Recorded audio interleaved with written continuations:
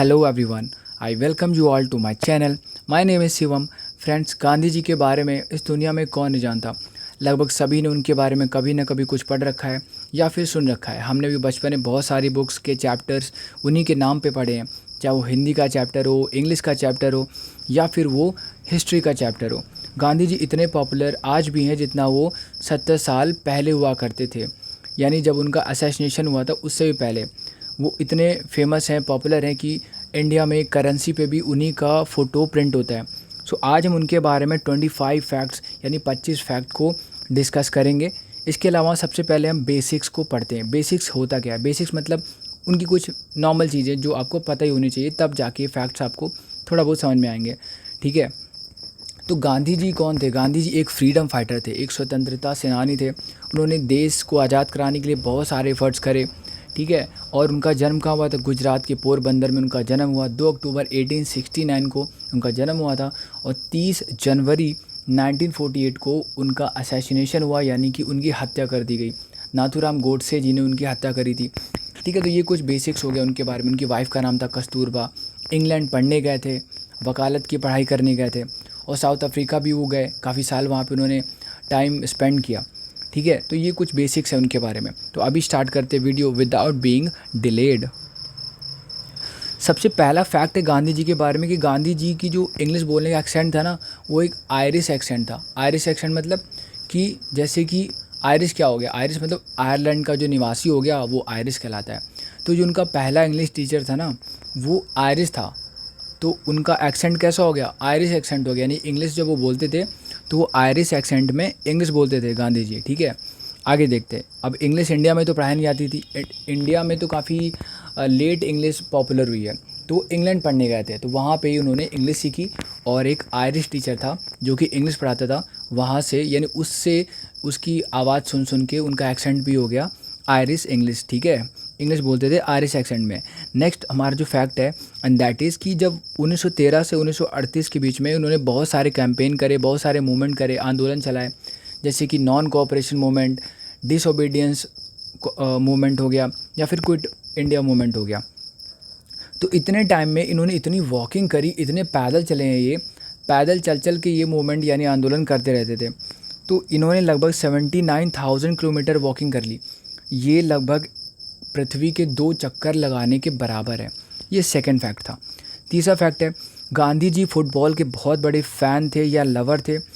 हालांकि उन्होंने कभी भी प्रोफेशनली कोई गेम नहीं खेला, लेकिन फिर भी he was a great football aficionado. वो एक अफेसियोनेडो थे, यानी फुटबॉल के बहुत बड़े जानकार थे, प्लस वो लवर थे। नेक्स्ट फैक्ट ये है, गांधी जी ने बहुत सारे एक्सपेरिमेंट करे अपनी लाइफ में। उन्होंने स्मोकिंग भी करी है। आपने शायद पहली बार सुन रहे हो कि गांधी जी वो भी स्मोकिंग करेंगे। ऐसा क्यों? क्योंकि गांधी जी तो महात्मा थे, लोग उन्हें फादर ऑफ द नेशन कहते थे। ऐसा नहीं है, पहले वो नॉर्मल इंसान थे जैसे हम लोग हैं। बहुत सारी उनमें गलतियाँ, मतलब उन्होंने बहुत सारी गलतियाँ करी है। बहुत सारा एक्सपेरिमेंट करने के बाद वो एक महान इंसान बने हैं। ठीक है, बहुत बहुत बड़े डरपोक भी थे, कावड़ थे वो। ठीक है, बहुत सारे उन्होंने गलत काम भी किए, बाद में जाके वो अपने आप को उन्होंने सुधारा है। तो उन्होंने स्मोकिंग भी करी। ये कहाँ से सीखा उन्होंने? इन्होंने ये एक्सपेरिमेंट किया था अपने बड़े भाई से। बड़े भाई इनके स्मोकिंग करते थे, तो इन्होंने भी ट्राई किया कि चलो मैं भी स्मोकिंग कर लेता हूँ। लेकिन बहुत जल्दी इन्होंने इसको क्विट कर दिया, छोड़ दिया। क्यों? क्योंकि इनको लगता था कि इसमें क्या है, मैं स्मोकिंग कर रहा हूँ, ये तो बड़ा ही बकवास सा टेस्ट है, मैं स्मोक करके क्या करूँगा। तो उन्होंने तुरंत ही इसको 1 ही 2 दिन में या 1 हफ्ते में इन्होंने इसको क्विट भी कर दिया। नेक्स्ट इनका जो एक्सपेरिमेंट था वो ये था कि ये मीट ईटिंग का, यानी मांस भी खाने लग गए। इनका एक मुस्लिम फ्रेंड था इंग्लैंड में, उसने बोला कि अगर आप मांस खाओगे ना तो आप स्मार्ट हो जाओगे। देखो कैसे ये जो अंग्रेज़ है, ये तो हमें सभी के सभी मांस खाते हैं, और जब ये मांस खा रहे हैं तभी ये पूरी दुनिया पे रूल कर रहे हैं। अगर तुम भी मांस खाओगे ना तो तुम भी इन्हीं की तरह इतना स्मार्ट हो जाओगे और एक दिन पूरी दुनिया पे रूल करोगे या फिर बहुत बड़े इंटेलिजेंट पर्सन बन जाओगे। ये इन्होंने सुना और इन्होंने ये कन्विंस भी हो गए उसकी बात पे, पर्सुएड हो गए उससे, और इन्होंने मांस भी खाया। हालांकि जब वो इंग्लैंड जा रहे थे तो उनकी माता जी ने उनको बोला कि आप ये मांस वगैरह बिल्कुल मत खाना, लेकिन फिर भी इन्होंने खाया। ठीक है, तो ये एक फैक्ट उनके बारे में। गांधी जी का जो चरखे का मेथड था, ये चरखे पे बिलीव करते थे। ठीक है, और the spinning of wheel represented inter dependence, यानी कि आत्मनिर्भरता की बात कर रहा है। अगर जो चरखे की हम बात करेंगे तो गांधी जी सबको बोलते थे कि आप चरखा चलाओ, उससे कपड़ा जो होता है, टेक्सटाइल जो होता है उसका निर्माण करो, खादी का निर्माण करो। उससे क्या करोगे, आपस में आप बेचोगे, आपस में आपको मतलब एम्प्लॉयमेंट मिलेगा, रोज़गार मिलेगा, आप अंग्रेज़ पे निर्भर नहीं रहोगे। ठीक है, तो ये उनका एक बहुत ही अच्छा मेथड था चरखे वाला। He used to make textiles. The wheel is a staple of cotton growers and weavers. It gave employment to millions of Indians. यानी व्हील चला चला के बहुत लाखों करोड़ों लोगों को एम्प्लॉयमेंट मिला है। गांधी जी खुद एक बहुत बड़े मास्टर थे स्पिनिंग करने में, यानी चरखा चलाने में। ठीक है, इन्होंने बहुत सारे इंडियंस को इनकरेज किया कि अगर आप ये काम करोगे तो आपको इनकम भी मिलेगी और आप लोगों को रोज़गार भी दे दोगे। ठीक है, तो ये इनका एक फैक्ट था। नेक्स्ट हमारा फैक्ट है, गांधी जी ने जो दलित हैं यानी जो नीची कास्ट के लोग थे उनके लिए कहा कि इनको बराबरी का ट्रीटमेंट मिलना चाहिए, इनके साथ भेदभाव और डिस्क्रिमिनेशन नहीं होना चाहिए। ठीक है, जो मतलब कि दलित थे या फिर इनको अनटचेबल्स भी कहते थे। Who he referred to as Harijan, यानी जो दलित हैं उनको गांधी जी हरिजन कहते थे। हरिजन यानी कि भगवान के बच्चे, यानी चिल्ड्रन ऑफ गॉड। हालांकि अभी जो हरिजन टर्म है आप इसे यूज़ नहीं करें तो अच्छा है, क्योंकि आजकल की डेट पे हरिजन को एक ऑफेंसिव वर्ड माना जाता है, एक आपराधिक वर्ड माना जाता है। इसकी जगह पे आप दलित वर्ड का इस्तेमाल कर सकते हैं। ठीक है, आगे देखते हैं। गांधी जी को 5 बार नोबेल पीस प्राइज़ के लिए नॉमिनेट किया गया। ठीक है, नोबेल प्राइज़ आज की दुनिया में सभी चाहते हैं। नोबेल प्राइज़ दुनिया का सबसे बड़ा अवार्ड माना जाता है और इनको 5 बार नोबेल पीस प्राइज़ के लिए नॉमिनेट किया गया, लेकिन एक बार भी जीत नहीं पाए। क्यों इनको नॉमिनेट किया गया? क्योंकि एक strongest symbol of non violence थे, यानी कि अहिंसा के बहुत बड़े ये प्रतीक थे। इस वजह से 20वीं सेंचुरी में इनको 5 बार नॉमिनेट किया गया। बाद में जो कमेटी के मेंबर थे, कौन सी कमेटी के, नोबेल प्राइज़ देने वाली जो कमेटी होती है ना, उसके जो मेंबर थे उन्होंने पब्लिकली रिग्रेट किया, सबके सामने रिग्रेट ये किया, यानी पछतावा उनको हुआ। वो ये हुआ कि इन्होंने क्यों नहीं गांधी जी को एक प्राइज़ दिया। ठीक है, इनको नॉमिनेट किया गया था 1937 में, 38 में, 39 में, 47 में और उनके असैसिनेशन के कुछ दिन पहले, यानी उनकी हत्या के कुछ दिन पहले, यानी 1948 में। ऑलराइट, ये 5 बार नॉमिनेट भी हुए। गांधी जी ने ब्रिटेन को सपोर्ट किया पहले वर्ल्ड वॉर में। देखो, वर्ल्ड वॉर 2 हो चुके हैं, वर्ल्ड वॉर 1, वर्ल्ड वॉर 2। पहला वर्ल्ड वॉर जो हुआ है 1914 से 1918 के बीच में हुआ है और दूसरा हुआ है 1939 से 1945 तक। तो जब पहला वर्ल्ड वॉर हो रहा था, तो जब वो स्टार्ट हुआ तो ये साउथ अफ्रीका में थे, वहीं पे रह रहे थे काफ़ी सालों से। वर्ल्ड वॉर स्टार्ट होने की वजह से इनको इंडिया वापस आना पड़ गया। ठीक है, 1914 में वर्ल्ड वॉर 1 स्टार्ट हुआ था और 1915 को ये वापस आ गए इंडिया। 9 जनवरी को आए थे। इस वजह से हर साल 9 जनवरी को प्रवासी दिवस मनाते हैं। ठीक है, इमिग्रेंट डे मनाते हैं। तो जब ये आए तो अंग्रेज़ों ने इनसे बोला कि देखो, अगर तुम बोलोगे इंडियन से कि वो अगर हमारी सेना में आएंगे, भर्ती हो जाएंगे, तो हम तुमको बहुत सारे राइट्स दे देंगे, बहुत सारे अधिकार दे देंगे, थोड़ी सी आज़ादी तुमको हम दे देंगे। तो गांधी जी को लगा कि अगर हम सपोर्ट इनका करेंगे तो क्या होगा कि हमें थोड़ी सी आज़ादी मिल जाएगी, हम इनके पूरी तरह से ग़ुलाम नहीं रहेंगे। और अंग्रेज़ ऐसा इसलिए कह रहे थे क्योंकि अगर वर्ल्ड वॉर 1 में ये इंडियन सैनिक जाएंगे तो वही उन्हीं की डेथ होगी और उनका जाएगा कुछ भी नहीं। ठीक है, लेकिन वर्ल्ड वॉर 1 के बाद क्या हुआ, उन्होंने आज़ादी तो बिल्कुल भी नहीं दी और ज़्यादा मतलब सप्रेस करना स्टार्ट कर दिया, एक्सप्लॉइट करना स्टार्ट कर दिया इंडियंस का। ठीक है, तो ये कुछ हुआ था वर्ल्ड वॉर 1 के बाद।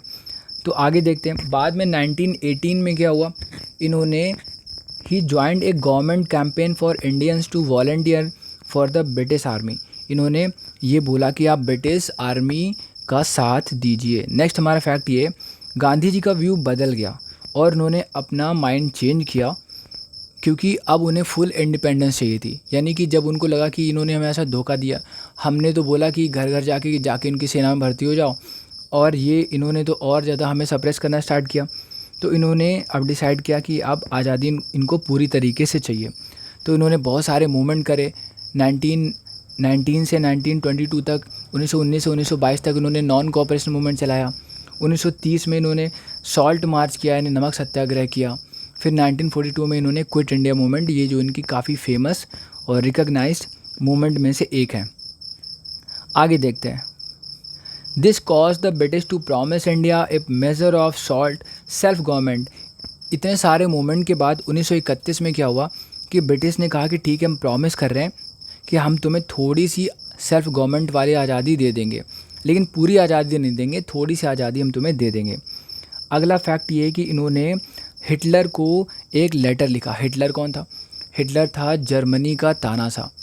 ये हिटलर था, पहले वर्ल्ड वॉर में एक सैनिक था, लेकिन दूसरे वर्ल्ड वॉर में पूरे जर्मनी का ये एक हेड बन गया, चीफ बन गया और एक डिक्टेटर बन गया। ठीक है, इसकी पार्टी का नाम था नाजी पार्टी और जर्मनी की कैपिटल बर्लिन है। ठीक है, तो जर्मनी का ये तानाशाह था हिटलर। तभी लोग बोलते ना हिटलर बन रहा है, हिटलर बन रहा है।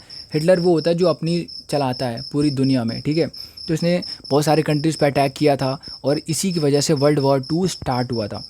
तो इसने क्या किया, गांधी जी ने हिटलर को लेटर लिखा और उसमें लिखा ये कि हमें कोई भी डाउट नहीं है तुम्हारी बहादुरी पर, तुम्हारी डिवोशन पर, जो तुम अपनी देश के लिए कर रहे हो। ठीक है, और ना ही हम ये मानते हैं कि तुम कोई मॉन्स्टर हो, कोई दैत्य हो, ऐसा कुछ भी नहीं है जो तुम्हारे अपोनेंट तुमको बोलते हैं, यानी जो तुम्हारे दुश्मन तुमको बोलते हैं। लेकिन योर ओन राइटिंग, जो तुमने खुद लिख रखा है, तुमने कुछ लिखा है, ठीक है, and pronouncements and those of your friends and admirers leave no room for doubt. यानी कि एक तो तुम खुद लिख रहे हो और ऊपर से तुम्हारे दोस्त और जो तुम्हारे चाहने वाले हैं वो भी ये लिख रहे हैं कि तुमने इतने जो एक्ट कर रखे हैं ना, वो सारे मॉन्स्टर्स हैं। यानी कि बहुत ही रूथलेस तुमने काम किए हैं, तुम बिल्कुल अत्याचारी वाला काम कर रहे हो। ये मैं तो बिल्कुल नहीं मानता, लेकिन ये तुम खुद कह रहे हो और तुम्हारे दोस्त भी कह रहे हैं। ये ऐसा कुछ लेटर इन्होंने लिखा भी था। किसको? हिटलर को लिखा था। आगे देखते हैं, नेक्स्ट फैक्ट है, Gandhi opposed the British war effort and launched quit India movement. यानी कि जब वर्ल्ड वॉर 2 चल रहा था तो ब्रिटेन भी उसमें इन्वॉल्व था। तो गांधी ने कहा कि अब हम यही चांस है कि हमें क्या करना है, इनसे बोलो कि आप भारत छोड़ दो, यानी इंडिया को क्विट कर दो। तो क्विट इंडिया मूवमेंट इन्होंने 1942 में चलाया था। ठीक है, और इंडिया को क्या मिल गई? आज़ादी भी मिल गई 1947 में। क्विट इंडिया मूवमेंट के 5 साल बाद इनको आज़ादी मिल गई थी, लेकिन इन्होंने आज़ादी को बिल्कुल भी सेलिब्रेट नहीं किया।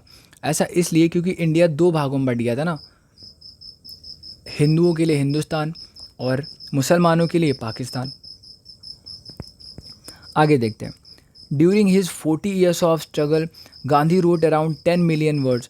40 साल के संघर्ष में इन्होंने लगभग 10 मिलियन शब्दों का इस्तेमाल किया।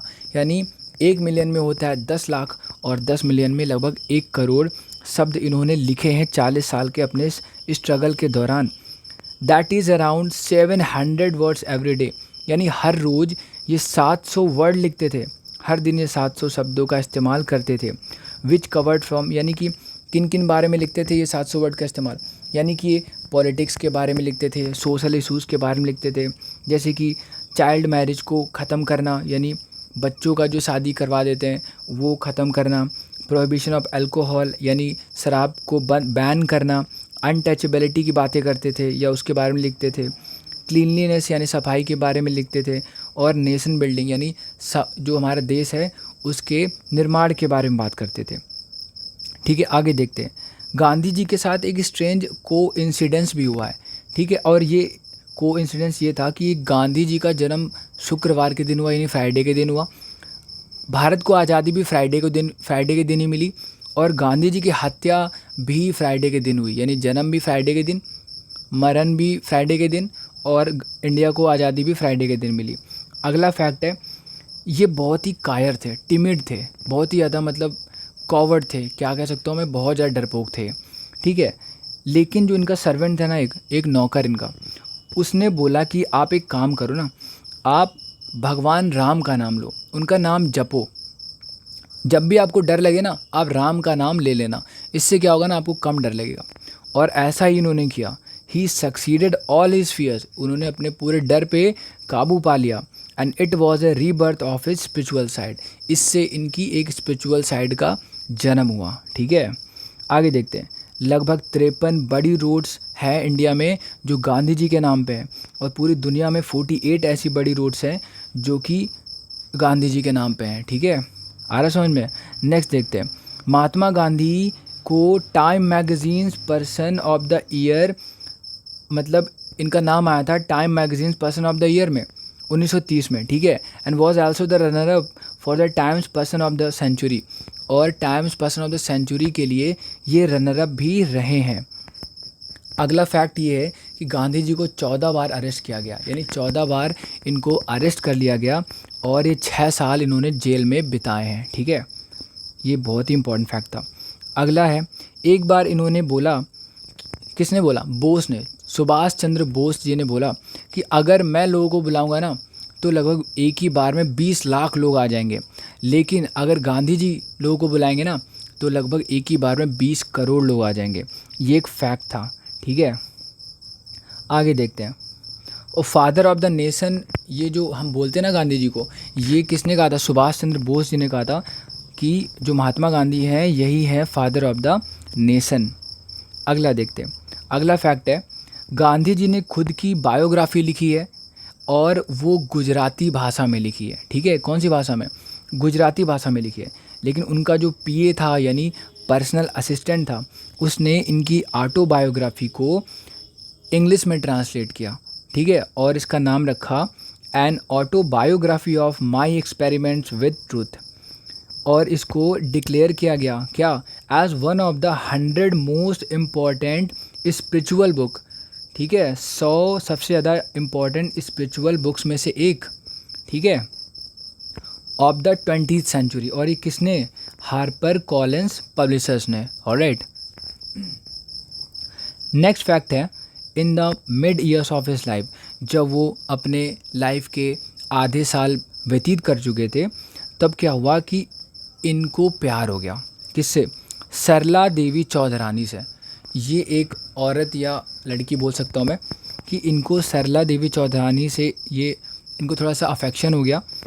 ये कौन था? ये थी रविंद्रनाथ टैगोर जी, बहुत ही ज़्यादा महान पोएट है। इनको नोबेल प्राइज़ भी मिला है साहित्य में। इनकी नीस थी, नीस यानी कि भांजी थी। कौन? सरला देवी चौधरानी। उनसे इनको हो गया प्यार, ठीक है। आगे क्या हुआ कि Gandhi's attraction to her was such that he even confessed that he was toying with breaking his own rules, यानी कि उन्होंने ये माना कि मैंने खुद के रूल्स को भी तोड़ा है इनके लिए। किसके लिए? सरला देवी के लिए। इसके अलावा गांधी जी ने अपने दोस्त को एक लेटर लिखा था और उसमें इन्होंने क्या नाम मेंशन किया? माई स्पिरिचुअल वाइफ, यानी सरला देवी को इन्होंने बोला कि ये मेरी स्पिरिचुअल वाइफ है, ठीक। इतना इनको प्यार हो गया था इनसे, ठीक है। आगे देखते हैं। हालांकि इनकी वाइफ कोई और था, कस्तूरबा जी इनकी वाइफ थी। आगे देखते हैं। दो ही always travelled in A third class, हालांकि इन्होंने हमेशा थर्ड क्लास में ट्रैवल किया। अब इनकी खुद की मर्जी नहीं थी कि थर्ड क्लास में ट्रैवल करें, लेकिन अंग्रेज़ों का ज़माना था, वहाँ पे थर्ड क्लास में ही सिर्फ इंडियंस को बैठने की जगह मिलती थी। थर्ड क्लास मतलब हो गया जनरल डिब्बा, जहाँ पे आपको सिर्फ गंदगी मिलेगी और बिल्कुल स्पेस नहीं मिलेगा। वहीं पे इन्होंने हमेशा ट्रैवल किया। लेकिन फिर भी जब भी वो किसी स्टेशन पे उतरते थे तो एक हर्ष की और मतलब खुशी की लहर होती थी लोगों में उनसे मिलने के लिए, वो इतने पॉपुलर थे। नेक्स्ट हमारा जो फैक्ट है, and that is for his so called celibacy test. उनका एक सेलिबेसी टेस्ट भी हुआ कि लोग इनको महात्मा कह रहे हैं, फादर ऑफ द नेशन कह रहे हैं, इतना कुछ कह रहे हैं, इनको ब्रह्मचारी भी मान रहे हैं। तो क्या ब्रह्मचारी है या नहीं है? इनका सेलिबेसी टेस्ट हुआ था। महात्मा गांधी को सोना पड़ा किसके साथ? न्यूड वुमेन के साथ, ठीक है, यानी वुमेन हु इज़ नेकेड, ठीक है, उसके साथ उनको सोना पड़ा। एंड न्यूबाइल्स वो होता है जो who is a sex worker, उसके साथ इन्होंने टाइम स्पेंड किया ताकि वो अपने आप को चेक कर सकें क्या वो मतलब सेलिबेसी टेस्ट में पास हो रहे हैं या नहीं हो रहे हैं, ठीक है। He also took his grand nieces, एक बार इन्होंने अपनी ग्रैंड नीस को, ठीक है, क्या, जिसका नाम था Manu, to bed to test his experiment, उसको बेड पे भी बुलाया था और टाइम स्पेंड किया ताकि वो चेक कर सके कि क्या मैं ब्रह्मचारी हूँ या नहीं हूँ, ठीक है, ताकि वो दिखा सके हाँ मैं ब्रह्मचारी हूँ, मैं किसी के साथ हूँ, किसी भी कंडीशन में हूँ, मुझे कोई मोह माया नहीं किसी से भी। ऑलराइट, नेक्स्ट हमारा जो फैक्ट है that is Gandhi took an early vote to avoid milk. इन्होंने बहुत ही जल्दी एक कसम खा ली कि मैं मिल्क प्रोडक्ट को यूज़ नहीं करूँगा, ठीक है, उसमें घी भी इंक्लूड था कि मैं घी भी नहीं खाऊंगा। लेकिन बाद में क्या हुआ कि जब उनकी हेल्थ काफ़ी डिक्लाइन करने लग गई, काफ़ी कमज़ोर होने लग गए, तब उनको he relented and started drinking goat's milk, यानी वो मान गए बाद में, और उन्होंने बकरी का दूध, ठीक है, बकरी का दूध पीना स्टार्ट किया। He sometimes travelled with his goat, कभी कभी वो अपनी गोट को भी अपने साथ ले आते थे जब वो ट्रैवल करते थे, ये इंश्योर करने के लिए कि उनको दूध कैसा मिले, एकदम फ्रेश मिले, क्योंकि बाहर का दूध लेंगे तो हो सकता है वो फ्रेश ना हो, स्टेल हो, इसलिए फ्रेश दूध उनको चाहिए था बकरी का। तो वो बकरी को भी अपने साथ लेके घुमा करते थे, ठीक है। दैट ही वॉजंट गिवन काऊ और बफलो मिल्क, वो इसलिए लेके जाते थे कहीं कोई उनको काऊ या बफलो का मिल्क ना दे दे। तो ये भी उनके बारे में एक फैक्ट था। महात्मा गांधी, ये लास्ट फैक्ट मैं डिस्कस करने जा रहा हूँ। Mahatma Gandhi who shot Gandhi in the chest 3 times, Mahatma Gandhi को 3 बार चेस्ट पे गोली लगी at point blank range in Delhi, Delhi के अंदर ऑन 30 जनवरी 1948, 30 जनवरी 1948 को। और ये किसने मारा था? नाथूराम गोडसे जी ने इनको गोली मारी थी। तो ये 25 फैक्ट थे जो मैंने आपके साथ डिस्कस करे। आई होप कि ये वीडियो आपको पसंद आया। Thank you so much for watching this. Please like the video and subscribe to channel. Thank you so much.